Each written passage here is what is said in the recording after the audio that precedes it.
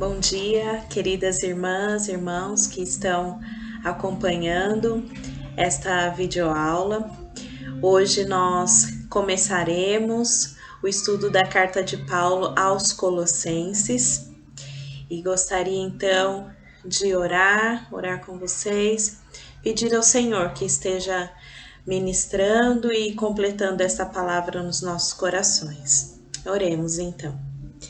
Querido Deus, eterno Pai, na Tua presença estamos, Senhor, e pedimos a Deus que nesta hora a manifestação do Espírito Santo esteja em nossas vidas, para que possamos compreender as verdades da Tua palavra, Senhor, para que possamos, ó Deus, colocar em prática os ensinamentos que o Senhor nos deixou através da vida de grandes homens, especialmente hoje da vida de Paulo, de Timóteo, que compartilharam conosco, a Deus, esta maravilhosa carta, esta carta direcionada ali aos Colossenses, mas que hoje podemos também estudar e aprender princípios da Tua palavra, Senhor.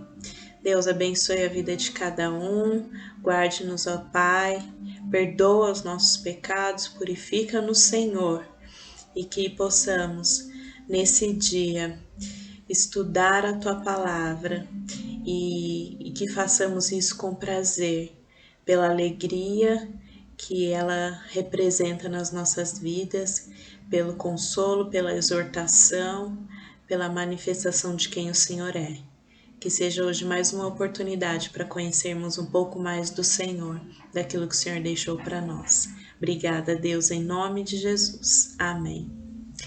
Muito bem, então hoje nós mulheres da classe Mulheres Adoradoras vamos dar continuidade ao estudo que estamos fazendo desde o início do ano das cartas paulinas e hoje chegamos então na carta de Paulo aos Colossenses.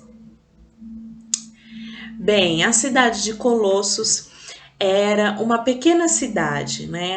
Havia sido antes uma grande cidade, mas nesse momento em que a carta é escrita, ela é uma pequena cidade na província da Frígia, uma área conhecida como Ásia Menor. Podemos ver aí no mapa as cidades para as quais Paulo encaminhou cartas.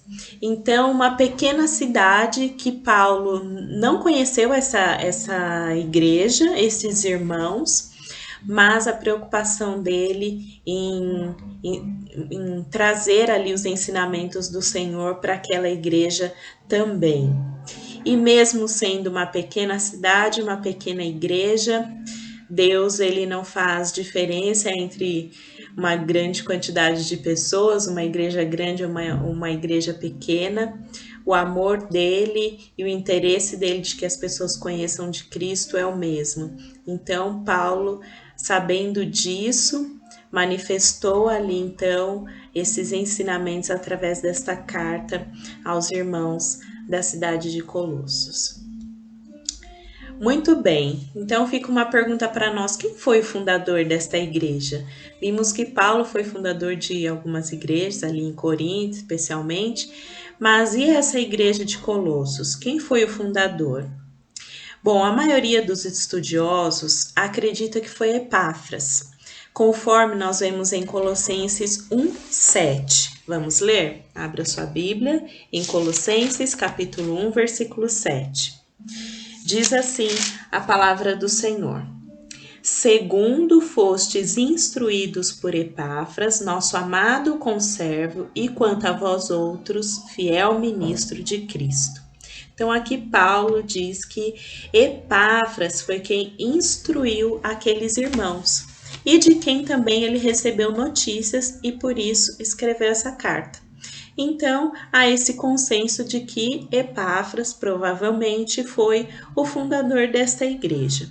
Ele se converteu por intermédio de Paulo durante a estada do apóstolo no período de 3 anos na cidade de Éfeso. Então ali ele teria se convertido ao Evangelho de Cristo, recebido as boas novas do apóstolo Paulo e provavelmente retornou ali para sua cidade, em Colossos, e ali fundou esta igreja.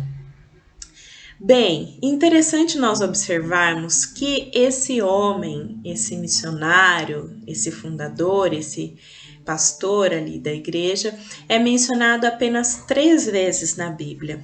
Nesse versículo que nós acabamos de ler, em Colossenses 1:7, em Colossenses 4:12 e também em Filemon 1:23. Bom, ele é mencionado apenas essas 3 vezes na Bíblia, mas isso não significa que a sua importância para o ministério, para o crescimento da igreja seja pequeno. Pelo contrário, ele foi fundamental no trabalho e na disseminação do Evangelho de Cristo. Então, o número de vezes em que ele é mencionado é pequeno, mas a sua importância é grande para o reino. E também Paulo traz algumas características aí bastante relevantes sobre esse homem. A palavra de Deus diz que ele é um cooperador, que ele foi um fiel ministro, transmissor de boas novas e também intercessor. Vamos ler Colossenses capítulo 4, versículo 12. Olha só, já aqui nas saudações finais, Paulo diz assim: Saúda-vos Epáfras, que é dentre vós servo de Cristo Jesus, o qual se esforça sobremaneira continuamente por vós nas orações, para que vos conserveis perfeitos e plenamente convictos em toda a vontade de Deus. Olha só que maravilha, que características, que atributos tão especiais que Paulo pôde aqui descrever, discriminar a respeito de Epáfras, um intercessor. Então, mesmo que o nome dele tenha sido pouco mencionado, mas o papel que ele exerceu foi fundamental. Às vezes, aqueles papéis, aquelas atribuições, aquelas atividades que ninguém vê, que ninguém sabe, que não tem o nome, mas que são fundamentais, essenciais para as boas novas de Cristo, para que o Evangelho continue. Então você, minha irmã, que muitas vezes não é ali vista, mas que está ali intercedendo pela igreja, intercedendo pelos irmãos, intercedendo pelo nosso país, pela nossa cidade, intercedendo pelo reino de Deus. Isso é importantíssimo. E fica muito claro aqui que Epáfras desenvolveu esse papel e com maestria, com excelência, intercedendo pela igreja, intercedendo pelos irmãos recém-convertidos, intercedendo pela igreja, pelo reino de Deus nessa terra. E isso é fundamental e nós devemos absorver isso e tornar isso prático nas nossas vidas também, sendo intercessores. Bom, e a autoria e a data desta carta aos Colossenses. Bom, há evidências externas, comprovações de homens de Deus e internas de que o autor seja o apóstolo Paulo, como está logo no primeiro versículo, Colossenses 1, versículo 1, diz assim: Paulo, apóstolo de Cristo Jesus, por vontade de Deus, e o irmão Timóteo, aos santos e fiéis irmãos em Cristo. Bom, então aqui logo no início já há esta confirmação de que Paulo seja o autor desta carta. No versículo 23 também ele reafirma isso, e no capítulo 4, versículo 18, vocês podem ler aí e vão ver também novamente Paulo citando o próprio nome como o autor desta carta. E a data mais provável é que ela foi escrita por volta de 60 depois de Cristo, quando Paulo estava preso em Roma. Então aí também compõe o grupo de cartas que Paulo escreveu enquanto estava preso. Então as prisões o mantinham fisicamente limitado, mas espiritualmente ele não estava limitado.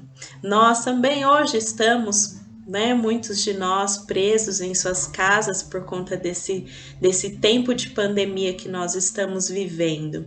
O nosso corpo pode estar preso fisicamente, mas o nosso espírito é livre. A palavra de Deus diz que se Cristo nos libertar, nós verdadeiramente seremos livres. Então, as paredes, as condições de segurança, as condições de saúde sanitárias que estamos vivendo podem nos manter presos em nossas casas, mas isso não significa que o Evangelho de Cristo está preso. Nós podemos ainda anunciar, podemos usar os meios que o Senhor tem dado a nós para continuar anunciando a palavra de Deus, testemunhando dele. Paulo é um exemplo disso para nós, em que as cadeias não o aprisionaram, pelo contrário, ele pôde trazer muitos ensinamentos para nós enquanto estava preso, e isso é uma lição para nós, um grande exemplo para nós. Então, Paulo, ele não conhecia os colossenses, mas ele foi informado por Epáfras do que estava acontecendo, e então escreveu-lhes esta carta. Com quais objetivos? Com o intuito de fundamentar, especialmente, a doutrina de Cristo. E assim ele demonstra o seu grande amor pelo reino de Deus. Embora não tenha sido uma igreja fundada por ele, mas ele tinha um amor pelo reino de Deus, pelas almas que faziam parte e compunham essa igreja de Cristo ali em Colossos. E ele tinha esse intuito de fundamentar especialmente a doutrina de Cristo, porque ensinamentos, outros grupos estavam ali trazendo doutrinas e ensinos contrários àqueles que haviam sido manifestados e levados por Epáfras. Então, com essa preocupação, Epáfras procura Paulo, informa sobre o que estava acontecendo e ele então escreve essa carta maravilhosa com a doutrina de Cristo. Se Efésios traz para nós uma doutrina da igreja, Colossenses traz a doutrina de Cristo, de quem Cristo é e daquilo que nós precisamos manter a nossa fé no Cristo verdadeiro. Muito bem, então falei já um pouquinho do contexto e do tema desta carta. Então, pelo conteúdo da carta, nós sabemos que uma doutrina errada havia começado a perturbar a igreja de Colossos. Mas diferente dos dias de hoje, também temos tantos ensinamentos e ainda mais nos nossos tempos em que os meios de comunicação são tão grandes, tão variados e de uma forma tão rápida uma informação chega até nós. E ali, naquela época, também a igreja de Colossos começava a enfrentar essas perturbações por doutrinas erradas. Então, nós tínhamos ali o gnosticismo.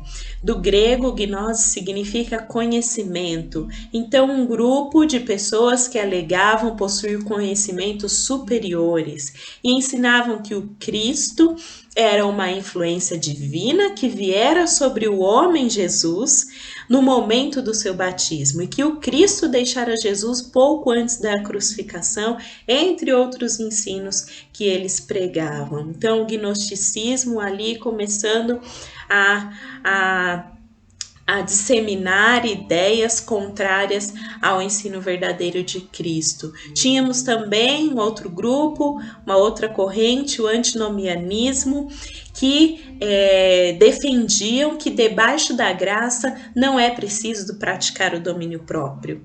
Já que a graça sobre nós, então podemos desfrutar de todos os prazeres, vontades e desejos da nossa carne. Então eles também disseminavam esse ensino. E o judaísmo, como vemos também nas outras cartas, um sistema de observâncias cerimoniais pelo qual a pessoa esperava ser justificada perante Deus. Ou seja, se eu cumprir todos os ritos, todos os cerimoniais, todas aquelas ordenanças, eu posso me justificar diante de Deus. Ou seja, desfazendo da obra salvadora, redentora, da justificação que Cristo fez quando morreu na cruz por nós. Então, essas ideias estavam sendo ali disseminadas na igreja de Colossos e Paulo então escreve essa carta para defender a doutrina de Cristo, para fundamentar esses irmãos a respeito da verdade da palavra de Deus sobre quem Cristo é e o que ele representa para nós.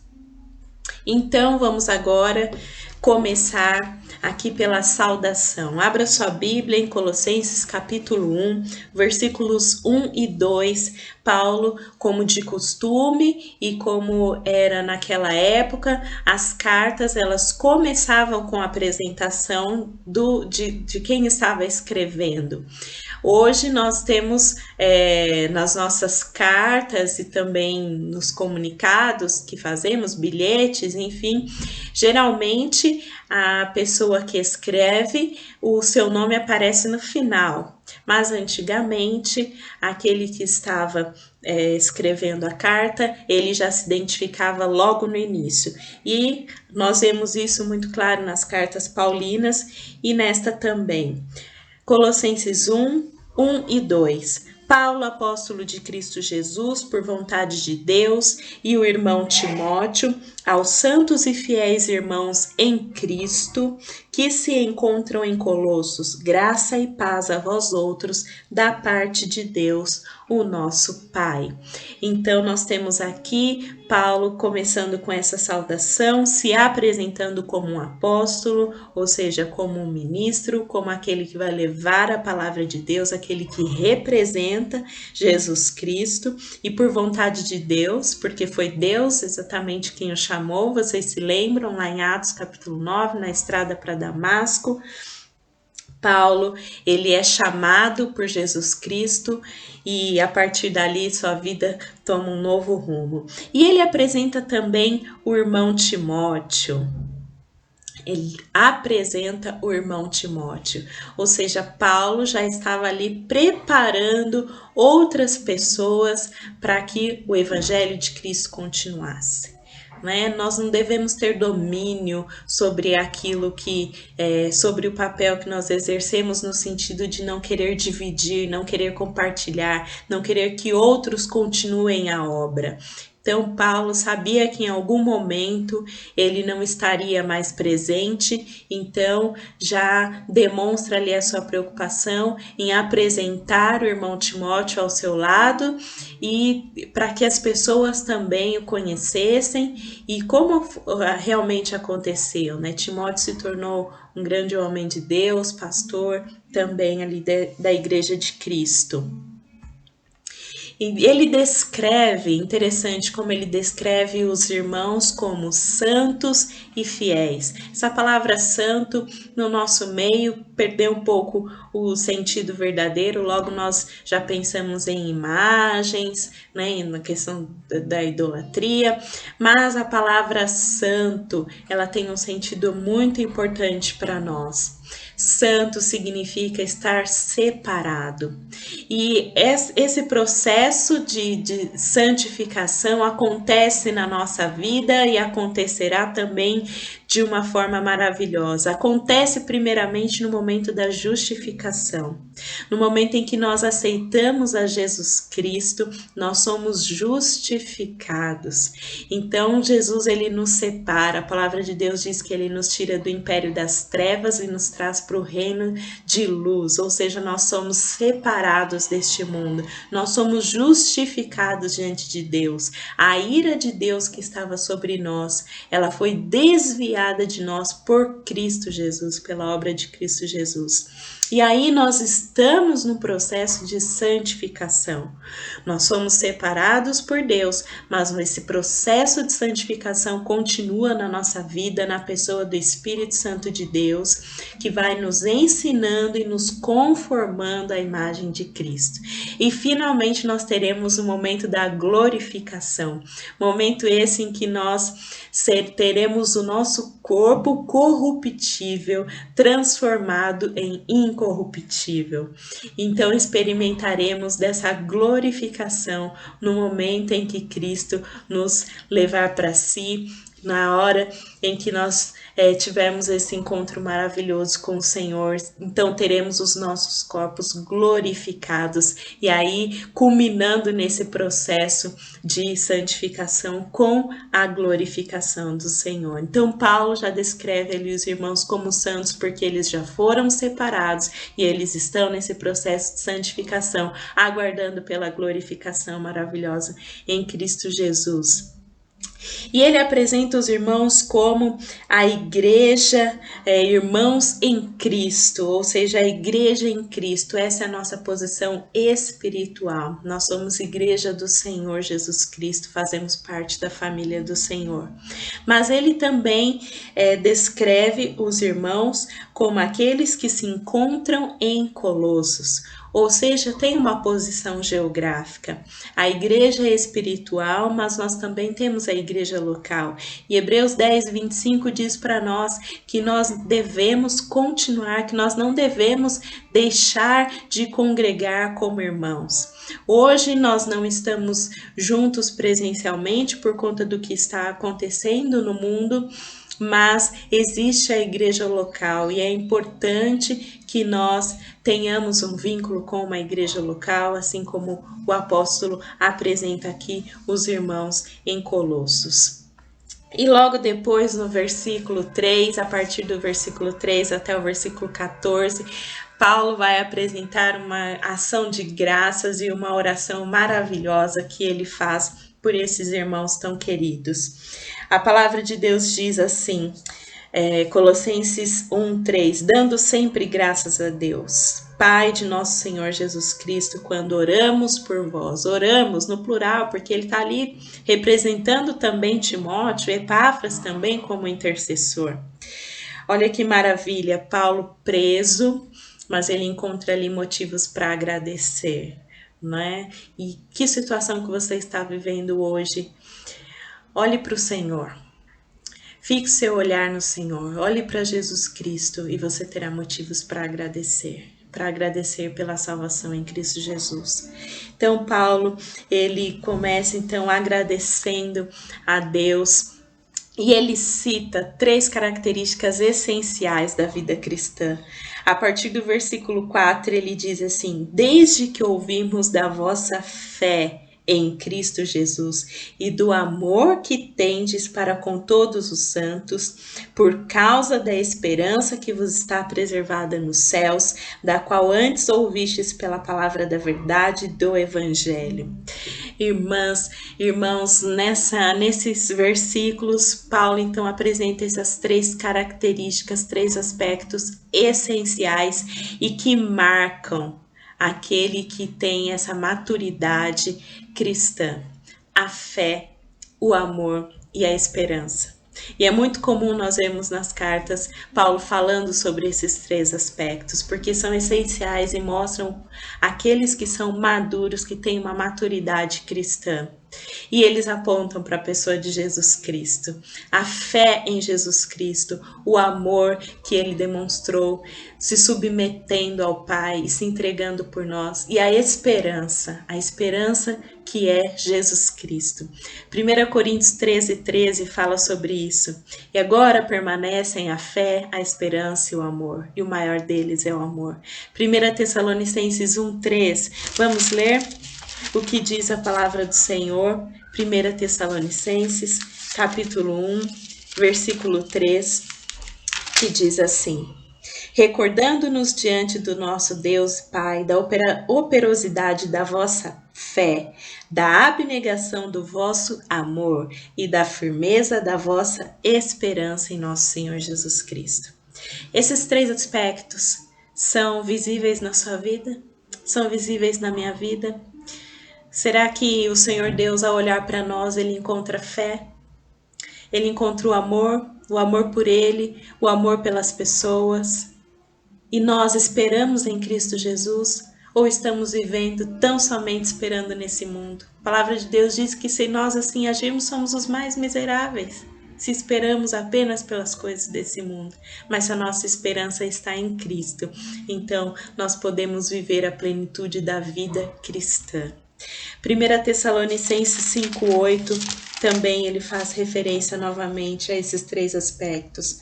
Nós, porém, que somos do dia, sejamos sóbrios, revestindo-vos da couraça da fé e do amor, e tomando como capacete a esperança da salvação.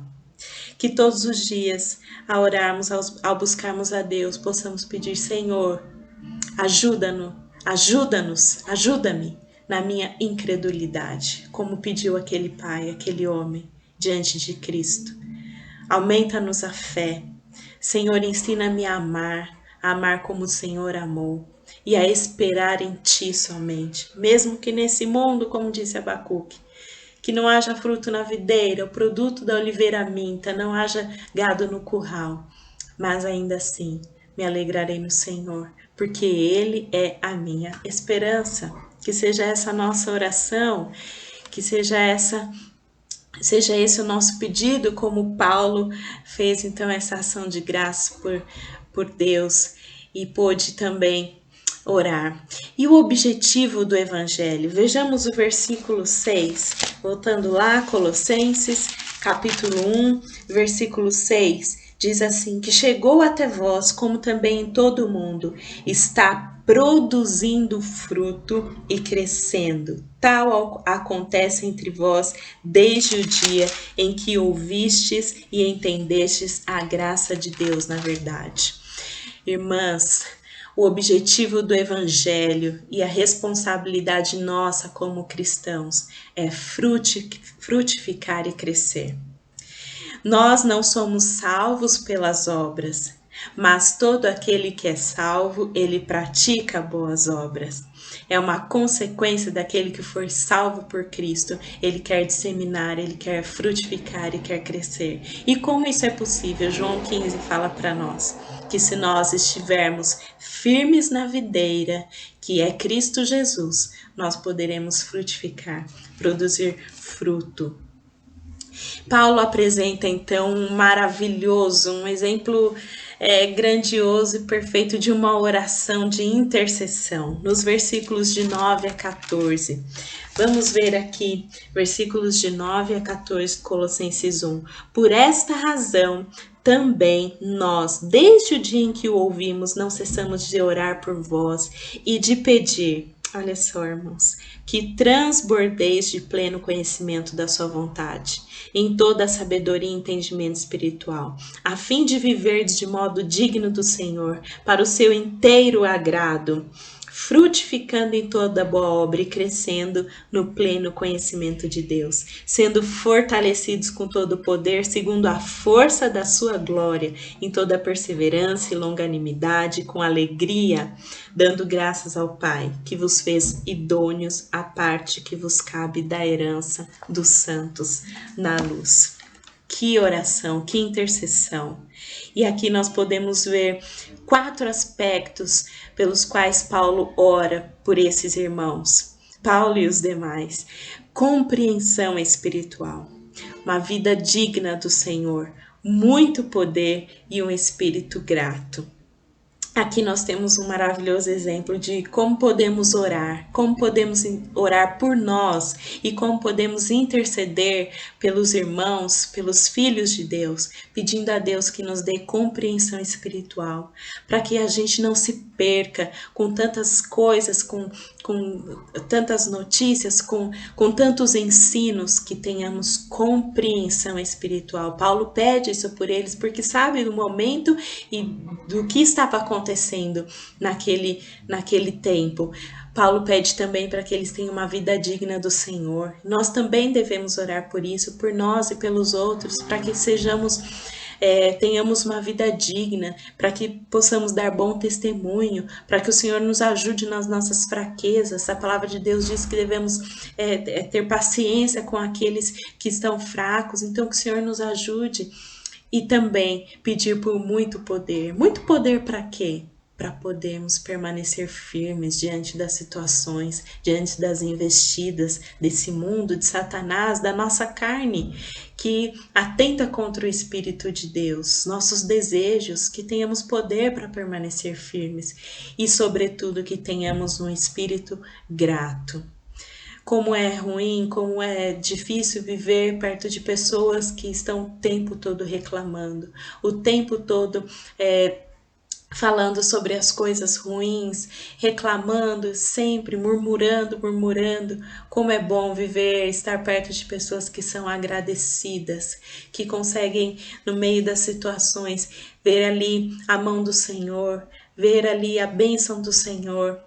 Então, esses são motivos muito dignos e excelentes pelos quais nós podemos orar por nós e por aqueles que estão perto de nós. Então, Paulo apresenta para nós essa oração maravilhosa, essa intercessão. E aí, a partir do versículo 15 ao versículo 23, nós temos uma das descrições mais belas da pessoa de Jesus Cristo.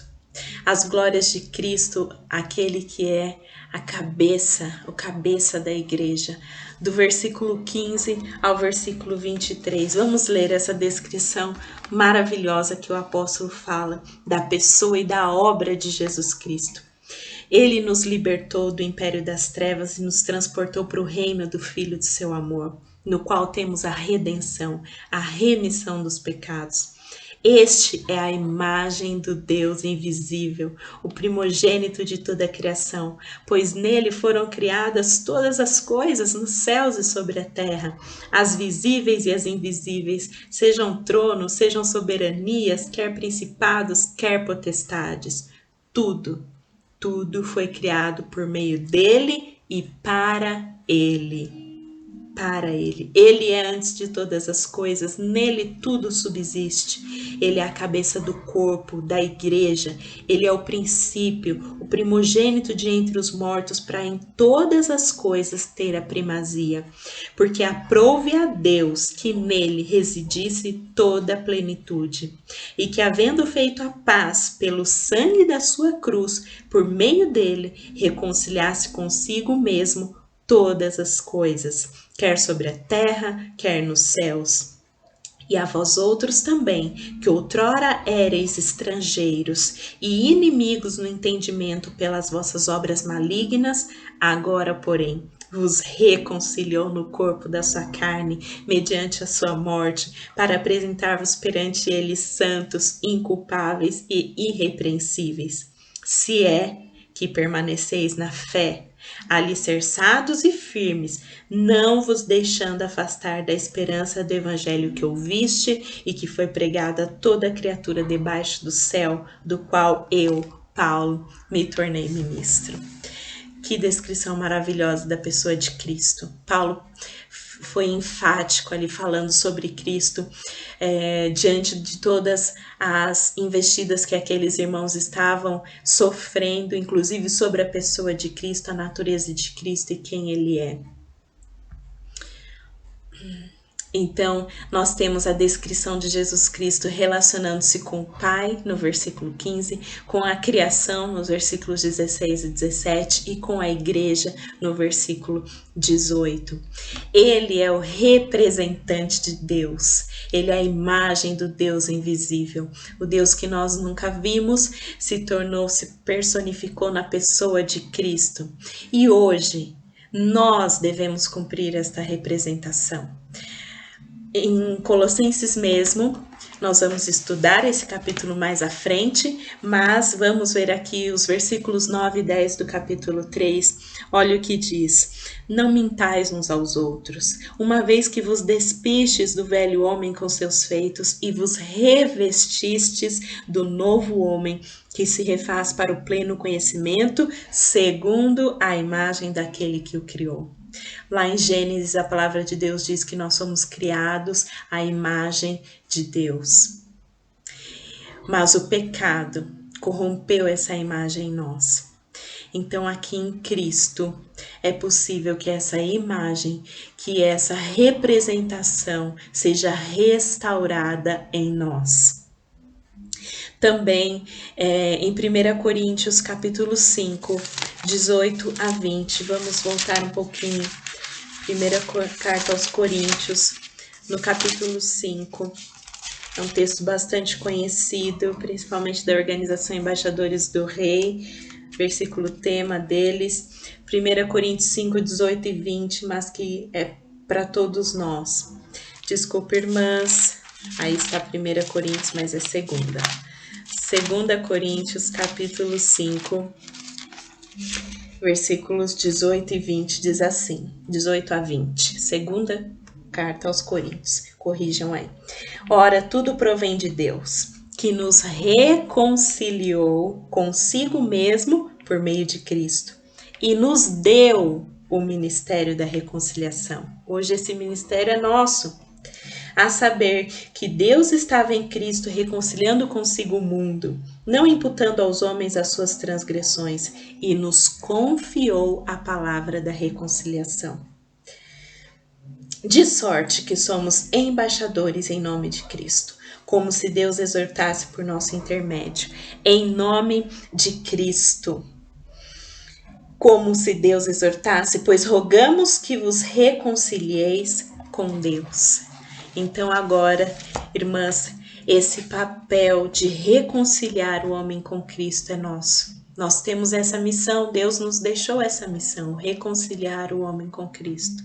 Como nós temos desenvolvido essa missão tão importante que Cristo cumpriu fielmente? Temos exemplos, Paulo, Timóteo, homens de Deus, mulheres de Deus que cumpriram esse ministério e hoje é nosso papel representarmos a Jesus Cristo aqui na terra. E o que significa reconciliação? Como nós vimos nos versículos, vamos ver aqui em Colossenses, vamos voltar lá para Colossenses, no capítulo 1, nos versículos 20 a 22, já lemos aqui e fala sobre a reconciliação, que Jesus Cristo reconciliou consigo todas as coisas. E o que quer dizer reconciliar? Quer dizer restaurar a um relacionamento reto, restaurar um padrão, ou fazer as pazes onde antes havia inimizade. A palavra de Deus diz, nós éramos inimigos de Deus, mas Ele nos reconciliou com Cristo. Jesus efetuou a reconciliação quando morreu na cruz, sobre a cruz num corpo humano. Não na condição de espírito, como diziam os gnósticos que pregavam, né, tentavam deturpar isso, que Jesus era um, Cristo era outro, e que ali eles foram divididos. E a palavra de Deus nos diz que Ele reconciliou no corpo humano. Ele morreu, Ele sofreu as dores no corpo humano para que nós pudéssemos ser reconciliados com Deus. Que obra maravilhosa que Jesus Cristo efetuou. E aí Paulo conclui este primeiro capítulo falando sobre o seu ministério, nos versículos de 24 a 29. Vamos ler? Agora me regozijo nos meus sofrimentos por vós, e preencho o que resta das aflições de Cristo, na minha carne, a favor do seu corpo, que é a igreja, da qual me tornei ministro de acordo com a dispensação da parte de Deus, que me foi confiada a vosso favor, para dar pleno cumprimento à palavra de Deus. O mistério que estiver oculto dos séculos e das gerações, agora todavia se manifestou aos seus santos, aos quais Deus quis dar a conhecer qual seja a riqueza da glória deste ministério entre os gentios, isto é, Cristo em vós, a esperança da glória, o qual nós anunciamos advertindo a todo homem e ensinando a todo homem em toda sabedoria, a fim de que apresentemos todo homem perfeito em Cristo. Para isso é que eu também me afadigo, esforçando-me o mais possível, segundo a sua eficácia, que opera eficientemente em mim. Então Paulo conclui esse primeiro capítulo falando sobre o seu ministério, sobre esse papel de fundamentar, de ensinar a igreja de Cristo. Ele afirma compartilhar dos sofrimentos de Cristo. Como? O mesmo sofrimento de Cristo ali na cruz carregando os nossos pecados? Não, mas os sofrimentos por causa da justiça, pela causa de Cristo e pelo evangelho de Cristo. Isso é muito diferente do masoquismo, de ficar ali se punindo, se flagelando, mas o Evangelho de Cristo traz sobre nós um sofrimento, sim, de carregar essa palavra, de levar o bom nome de Cristo, de matarmos a nossa carne, os nossos desejos e de fazermos isso pelo nome de Cristo e pela obra dele. E Paulo é um exemplo disso para nós. Ele era o mordomo da igreja de Cristo. O que é o mordomo? É aquele que cuida do que não é seu, mas do que foi confiado. Ele foi chamado para apresentar a palavra de Deus aos gentios e fez isso com excelência, fez isso se desgastando, usando toda a sua vida para que a palavra de Deus chegasse a todos nós, inclusive. E nós? Vamos concluir esse estudo de hoje. E nós? Como nós estamos representando Cristo neste mundo? Nesse momento desafiador em que nós estamos vivendo, será que as pessoas podem encontrar em nós um refrigério? Será que elas podem encontrar em nós uma palavra de alegria, uma palavra de esperança, uma palavra de fé, de amor? Nossas atitudes hoje demonstram o amor que nós temos pelo Senhor e pelas pessoas, pelas almas? Ao menos aqueles que estão convivendo conosco na nossa casa podem ver em nós esta representação de Cristo. É uma grande responsabilidade, minhas irmãs, e precisamos orar e precisamos buscar a Deus para que sejamos esse bálsamo para o mundo, para que sejamos esse refrigério e para que tenhamos essa palavra de salvação, de esperança sempre fluindo dos nossos lábios. É tempo de anunciar a Jesus Cristo. É tempo de fazer o seu nome conhecido. É tempo, a palavra de Deus diz que devemos pregar a tempo e a fora de tempo. Então, que esses momentos em que nós estamos vivendo seja tempo para buscarmos a Deus, para nos fortalecermos ainda mais na sua palavra, porque os dias são maus, os dias são os difíceis e o Senhor Jesus está às portas. E quando Ele virá, encontrará fé na terra? Que Ele encontre. Amém? Que Ele encontre a você firme, firmados na sua palavra, na sua verdade, no evangelho puro, que é a palavra de Deus. Que haja prazer no nosso coração de sempre buscar a Deus e a sua palavra. E nós vamos encerrar esse estudo de hoje ouvindo uma canção. Essa canção tem como título Colossenses 1, exatamente. É uma melodia que foi criada a partir dos versículos de 13 a 23, quando Paulo fala da excelência da pessoa e da obra de Cristo. Que você possa meditar, refletir nessa canção e não deixar que nada tire o seu olhar da pessoa de Jesus Cristo. Que nada tire sua fé na obra redentora que Ele executou aqui nesse mundo para nos salvar e que a sua esperança esteja apenas nele. Tenha um bom domingo, que o Senhor as abençoe.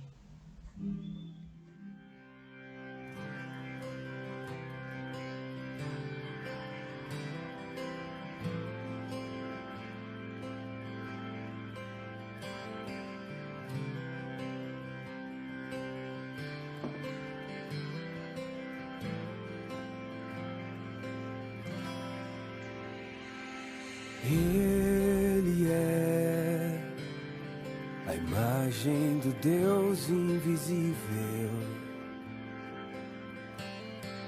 Ele é Senhor sobre a criação,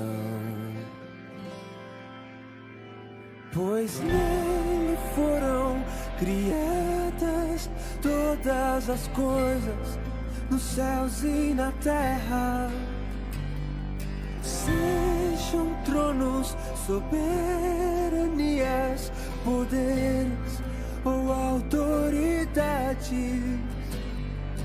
Ele é antes de tudo e a todos sustenta pela palavra, pois foi do agrado de Deus que em tudo Ele tenha supremacia.